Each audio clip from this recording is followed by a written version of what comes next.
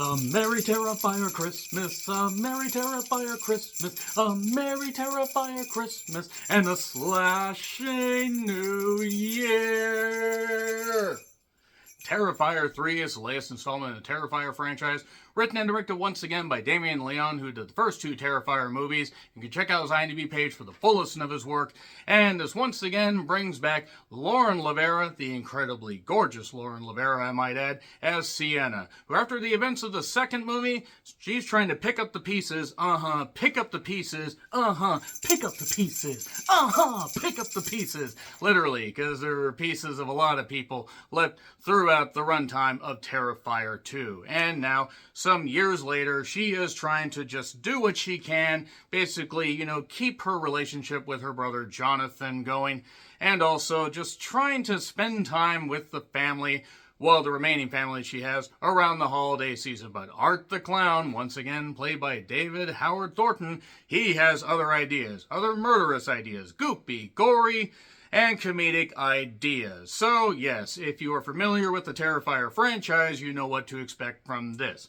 For those that need a little bit of a rundown, I will give my opinions on the first two Terrifier movies very, very quickly. There are full reviews up on the Real Honest Movie Reviews playlist, but the first Terrifier movie, starring the very, very uber-talented Jenna Cannell, and I really wish that she would get more roles because she really is terrific. She was good in that. Also, it featured a neat death involving a bone saw is ready. It was actually a pretty good thing. And it was a neat little, schlocky, cheap horror movie that I thought served its purpose and should have really been a one-off, but it actually gained a cult following and also had a meager budget of like 35 to 50 grand and used it pretty well, admittedly. So the second one came out 6 years later, and it had a $250,000 budget. And instead of the runtime of the previous movie that was like 80, 82 minutes, something like that, the second one was 138 minutes. That is 2 hours and 18 minutes. And I gotta be perfectly honest, there were a lot of people that liked Terrifier 2. There were some detractors. I was one of the detractors. Terrifier 2 actually was my least favorite movie of 2022. And I will explain why quickly. I didn't mind the violence. I could care less about the violence. I don't mind if you want to expand and try and, grow the universe, so to speak, and add more layers to the characters and have some fun with the whole thing.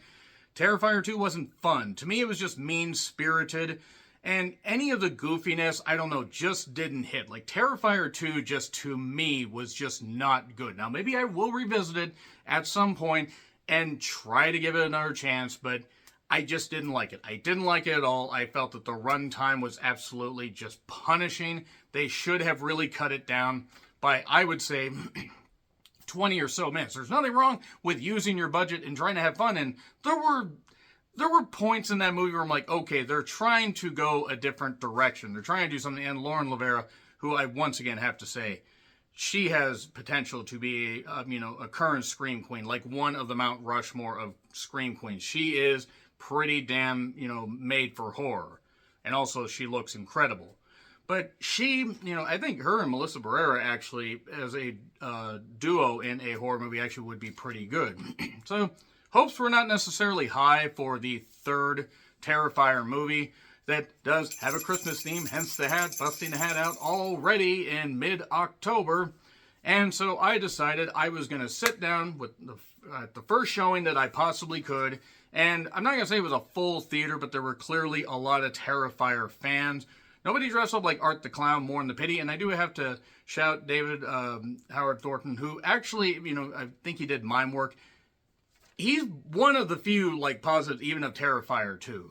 Because, using his mime work and stuff like that, and using, just facials and stuff like that and just expressions, he's actually really good. I would be curious to see how he would do with a speaking role. I would be curious to see if he could branch out and do that stuff and not just be locked into a role like this, even though this is something that will serve horror fans, and there are people that love Terrifier 2 more than Terrifier 1. There are people that felt differently, and this one's gotten, it's gotten a fair amount of praise. It's also gotten some detractors, like they say, it's more of the same depending on how you felt about the previous two. So that being said, given, the differing views that I had of the first two, holiday theme, Lauren Rivera coming back, and also just a general, like, Christmas holiday slasher, goopy, gory, ridiculous, comedic, insanity, like amping up the fact that instead of $250,000 for Terrifier 2, we have $2 million goddamn dollars. That's a goddamn lot. They even had the chance to get a couple people that, horror fans will know that I'll talk about in the spoiler section. So that being said, with all those components, let's talk about how I felt about Terrifier 3. It's the best of the franchise, and nobody is more fucking surprised than me by this. I fucking had a total blast with this, because it mixed humor with the gore. Yes, it's not a well-crafted narrative, nor is it well written. It's not even a really decent narrative. It's just silly and everything, but instead of being, again, mean-spirited and, to me, goofy for just trying to basically just go in a different direction and being totally inconsistent, this felt like it actually had freshness to it, despite the fact that there were numerous dead bodies in this. There was no torture porn stuff like in Terrifier 2. Now, don't get me wrong. There are people getting hacked to bits. There are people getting hacked to bits with axes, with chainsaws, motherfucking chainsaws, so come and get it. And there are scenes that will actually, probably turn some people off. But unlike the substance that grossed me out to the point that I'm glad I didn't eat before it, I ate before I saw this, and it didn't gross me out. I was like, oh, okay, it's just goofy. It's goofy. It's fun. It's fun. Me calling a Terrifier movie fun. Again, with my opinions of the first two well known. So, Lauren Rivera in this, you do have Elliot Fulham, who played Jonathan in Terrifier 2. It's actually kind of amazing because it seems like he's aged way, way more than just a couple of years. You have Antonella Rose, who's the young girl of this whole thing and ties stuff together with Sienna. You do have Samantha Scafidi, who plays Victoria from the first two, and actually I think that's kind of the neat thing about it, is they do have a thread through this. And you have Margaret M. Florence as Jessica. Jessica. You have Bryce Johnson, who was in Willow Creek. Willow Creek sucked, by the way. And you also have Chrissy Fox, who, she's attractive. But nevertheless, let's talk about the fact that basically Terrifier 3 mixes the holiday cheer and the holiday scares and the holiday screams with some very, very funny comedies. Some comedy there was, it wasn't uncomfortable. It was like, I was laughing. I was actually uproariously laughing. There were moments in this movie that will stick with me for the best reasons possible. Now, again, I think a few criticisms.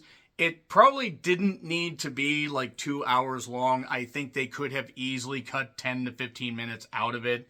I think that's where they were stretching the whole goddamn thing. And there were obviously stupid decisions made by characters, but what was nice is that Art at least, David Howard Thornton was able to flex his comedic muscles and actually act out some stuff and make these scenes work where something's going to happen. He's going to go full-blown insane because, well, he's just a demonic entity at this point, but it works. And we even get some flashback stuff and to add more to Art, and to add more to Sienna's backstory and everything, which, again, not a well-crafted or even decent narrative, but it's fun. It's fun. I'm having fun. Having fun watching this, and again, no one is more fucking surprised by this than me. Because I actually expected that I would hate this movie. I saw from the trailer, I'm like, okay, they're going holiday stuff, so they've run out of ideas. They might actually be able to get a fourth one out of this. Now, I don't know if they should go past 4, because really, at this point, if you go past 4 movies, you're in danger of going into the Jason territory, or definitely the Freddy territory, or the Child's Play territory. You're in danger of basically, not becoming Leprechaun, because Leprechaun never had one good goddamn entry in it at all, but it's pretty damn good. I will say, you will never want to go near a mall Santa again, and there was a nice bar scene, and it lives up to the violence hype. But, again, yes, there's gratuitous parts to it, but it just didn't feel mean-spirited. It felt okay. There's enough to these characters where, I don't mind seeing them hacked up. It's fun. It has an element of fun to it, even if the runtime is a little bit long. I am going to get into spoilers, but for me, personally, this is the best of the franchise. I had a lot of goddamn fun, so I'm curious what you guys have to say. But I am going to get into spoilers, so 3, 2, 1, and spoilers. So, basically, Sienna, after dispatching Art the Clown with the weird sword thing that it turns out, was from that comic book character that her dad made. Her dad, making this art stuff, and she has this, ability to basically be the only one to kill Art the Clown, which, yeah, probably should have carried Terrifier 2 further than it did, but it just didn't work for me. Again, when I saw that they were making a third one, I was like, but they start off with an opening scene where Art is doing, it basically ends up attacking a family on Christmas, and he... There's a little girl there, and then Art basically ends up coming in the house. He ends up killing the brother, the little brother that she tries to wake up, and if he had woken up, he might have been saved. They might have been able to both hide. But yeah, hacks him up, thankfully off camera or whatever, because the dogs are in the enclosed pool area, and the side, Art door is open. Anybody that gets that, I'm not sorry. I'm not at all. But the parents get hacked up. The dad especially gets hacked up. The mother gets hacked up. Yeah, there's dismembered fingers and scalps being ripped off and stuff like that. And yeah, people might say that you can say I'm being hypocritical, that I didn't like Terrifier 2, but I liked this. But again, I found more of an element, many more elements of fun with this. He dispatches the parents. He finds the daughter underneath, or near the goddamn, oven, but in the cabinet, and just waves at her. Now, he doesn't kill her, at least we don't see him kill her. I wonder where the hell she went if, man, that's going to be a Christmas to remember. Not for the right reasons. But then also we get 5 years prior, where Art, was dispatched, decapitated, a cop shows up, sees his body, and then his decapitated body is attacking him. And then there's Victoria, who's the conduit now, as a freshly dead body, to bring the demon back into the world. Because, yes, Art is just a demonic entity at this point, and throwing pretense out the window from the first one, and the second one, doing all that they did. Now his dispatched head is killing somebody in the hospital. Thankfully, Chris Jericho, who had a bit part, in the movie, is dead. Not yet in real life, by the way, but the year is still young. So, that being said, Chris Jericho gets scalped and everything, which had to have just been hilarious, given the fact that he has such a horrible hairpiece there. And, yeah, he can't act for shit. He can't wrestle for shit now, and he can't act for shit. But he got his face ripped off and stuff like that, which it would be like ripping apart Play-Doh at this point. Look at fucking Chris Jericho compared to how he looked even 10 years ago. Nevertheless, Art is back. Victoria is his buddy, so to speak. And they were living in this house where they basically lived there for 5 years or stuff like that. And then the house is going to be demolished. 2 guys show up. They get dispatched because Victoria ends up, ending her life, even though she's pretty much dead. She's got the skull eye thing like that. And she's also, again, melting away because, she's undead, but a freshly dead corpse. And she, dies in the bathtub or goes to suspended animation.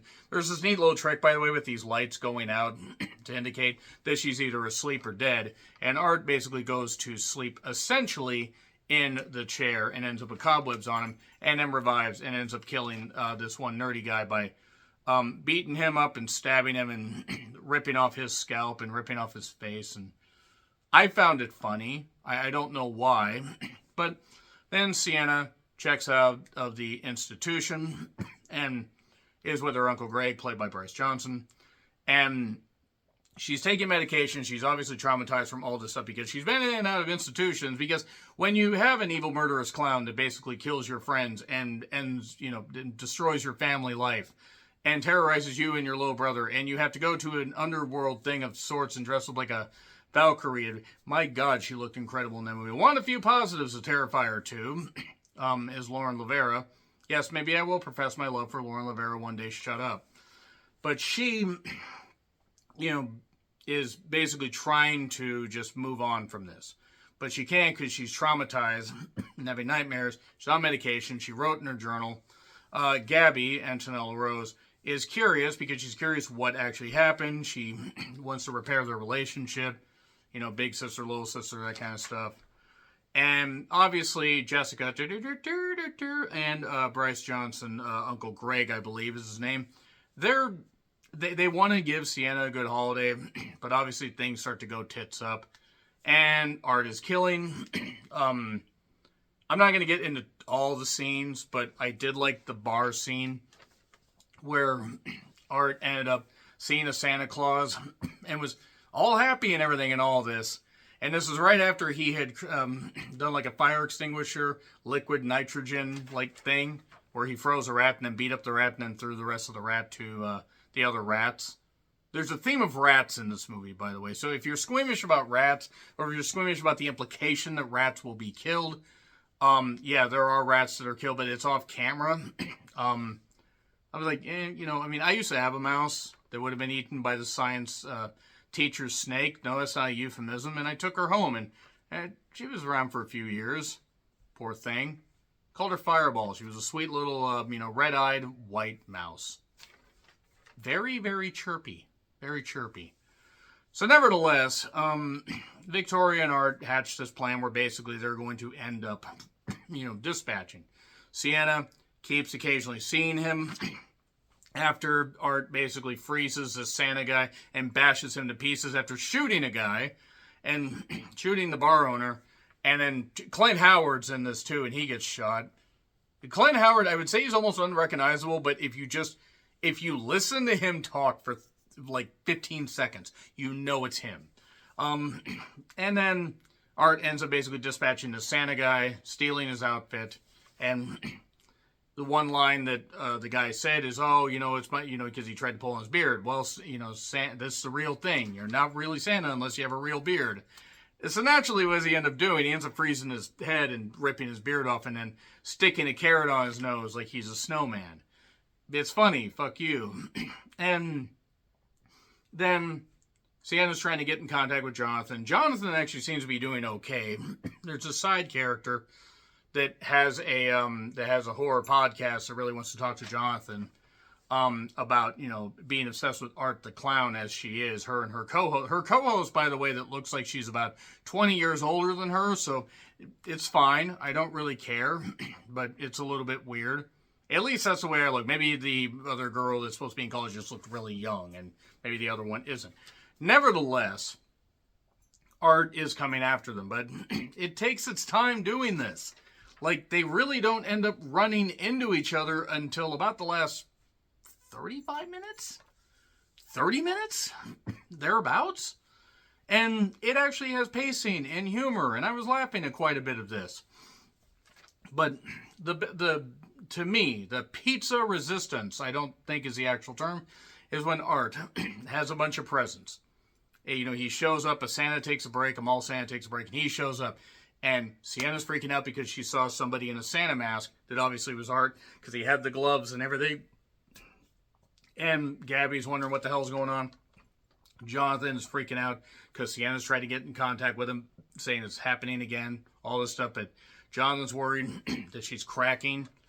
So, you know, obviously he knows something happened, but it's like, okay, if we pretend it doesn't exist, then it is what it is. Now, that being said, Art pretends to be the small Santa. He's got the beard on and everything, and he just shows up, and the other elves and people are gone, and, you know, they're on break.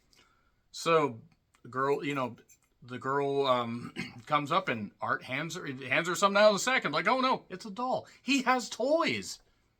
Art's turning good. No, Art's not turning good, but you get just enough of an indication, like, oh, maybe Art does have a soul, despite the fact he's a demonic entity from the underworld somehow. But all these kids get presents and everything. They rush him, and he's like, you know, all the... David Howard Thornton, again, nails it perfectly here. He really does. And then we have this one kid playing around with a present while Art is being taken away by security. And he's making fun of him and everything and this kind of stuff. And then Art runs off. Because then the kid opens something, it's an explosive device, and all these kids blow up. It shouldn't be funny, but it is. It is funny. And then eventually him and Victoria do end up getting to the house. Jonathan has been killed, by the way. He had his head put in a bird cage. He was killed off camera. I thought that was a little bit of a choice. I would have maybe preferred to see him get another death, but maybe they didn't want to show, they couldn't show minors getting killed. So, I mean, I guess I understand. But nevertheless, I mean, they had one kid, Daniel Benoit, basically, essentially in the beginning. But Jonathan's dead. Jessica is tied down. And Sienna's tied down. You have Victoria, you have Art. And also, before this, Sienna was able to get the sword that killed Art the Clown, decapitated him before. You know, the sword from the comic book that her dad made. Again, it works here. It didn't work in Terrifier 2, oddly enough. But they dispatched the mother, by the way, by taking this almost bong-like thing, this cylinder. They stuff it in her mouth. They put rats down her goddamn throat, and they eat some of her stuff, and then they cut her throat, and then they spill out. Gabby is still there. Victoria is able to basically speak for Art and everything, because Art essentially is a mute. And Victoria is able to do all this stuff, be this demonic entity's voice. And it seems like all hope is lost for Gabby. And then Gabby's like, wait, there's a present to open. The sword that's in this box. And it's like, oh, okay, you can open it. But Art first takes him out and bashes Sienna's hands a few times. But somehow she's able to get the thing open, cut Art's neck, after getting free, cut Art's neck, able to basically kill Victoria, after Victoria tried to do this and possess her, because Art's demonic spirit is bound and determined, but oh, she is strong. She is strong and can defeat, many Blastermen, which is a character that her dad created. And kills Victoria, or what was left of Victoria. And then Art has a chainsaw, a motherfucking chainsaw, because a little bit earlier he actually killed the girl that wanted to do the podcast. Killed her and her boyfriend in the shower. Her boyfriend that was a bully, kind of a Jonathan. She got hacked to bits, and he put the, holiday sunglasses on her. And then also, he hacked a guy by hacking his leg, pulling his leg off, and then chainsawing him up the ass, and then chainsawing him up the front, while a Merry Terrifier Christmas plays. And I may actually have to download that song, because it was actually kind of catchy. Again, this shouldn't work. Not well written, but fun. And so, meanwhile, Victoria's dead. Art has a chainsaw, despite getting slashed in the throat, because he didn't get fully cut. And so Victoria got her head cut off. More on that. So she's bleeding out. And Gabby's lost about all this stuff going on. She also tries talking to her mom's corpse, like, Gabby, she's dead. That's where I'm like, okay, that's just brain dead to fucking do. I know she was a kid, but still.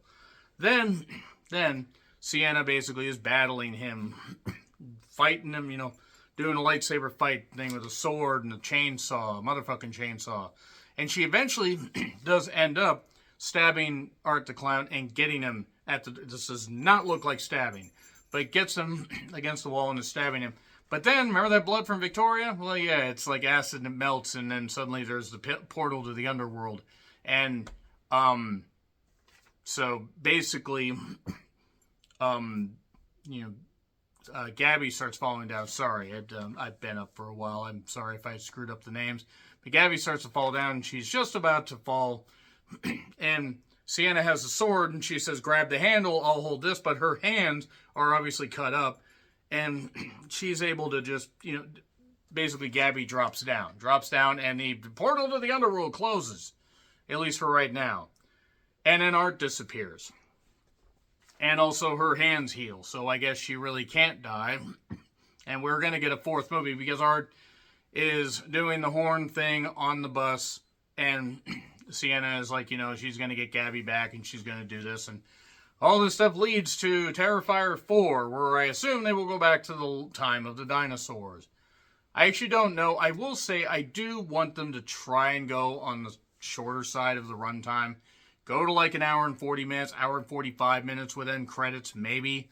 Because I think, I'm not saying you need to go back to the 80-minute runtime of the first one, but get it under 2 hours and you're okay. Because I think that was my main issue with Terrifier 2, besides the fact it was really bad. And that was my main issue with this one. But overall, a lot more fun than I anticipated. I had a teetotal blast. It's great to watch with an engaged crowd. So, fuck it. B+ for the goddamn entertainment. B+. It's by no means terrific. It is by no means something that I'm going to say is high class. And it's not even like a great horror movie. But it's a fun horror movie. And that's all you can get. I was actually thinking this is going to get an F. No, it gets a B+, a solid B+. So agree, disagree with what I said, like, share, subscribe, Twitter handle in the description. I'm Sean Ritlin. You know what? A-. Fuck it. I'm bumping it up a little bit of a grade because it was so goddamn entertaining. A-.